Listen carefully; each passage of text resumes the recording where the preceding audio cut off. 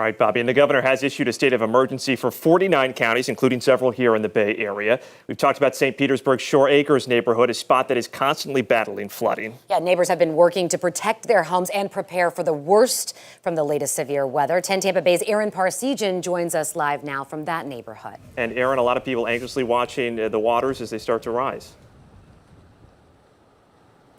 Yeah, this is actually the lightest the rain has been over the past hour or so, but you can see the water starting to collect on the roads here. Not a surprise for the folks that live here, but in fact the city brought out this portable water pump to help with some of the drainage issues that can occur on these roads and help mitigate that. But of course, rain not the real concern. It is that coastal flooding potential that really impacts homes in this area, and you can just tell by looking around here, these folks have been dealing with it for months now. Take a look down this road. You can see dumpsters, storage pods. A lot of these are left over from when folks were flooded after Idalia and had to place their belongings elsewhere. And then across the road here, you can see this RV. People have been living in RVs and campers after dealing with flooding from Idalia, after dealing with even more flooding from that last no-name storm a few weeks ago. So they've been dealing with the brunt of it here.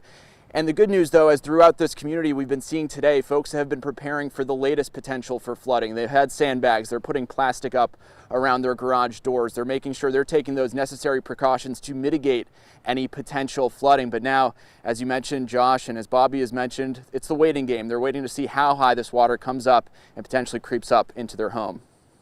Just watching the news and making sure you know where the tides are coming in, how high it's going to go, and then just getting some sandbags and plastic out. Hopefully, I mean, hopefully it's not that high, but a lot of times you got people driving through here with their cars and making waves and stuff like that. So that's what takes you out sometimes. And that's the one thing I've heard from residents throughout this area covering flooding issues here over the past weeks and months.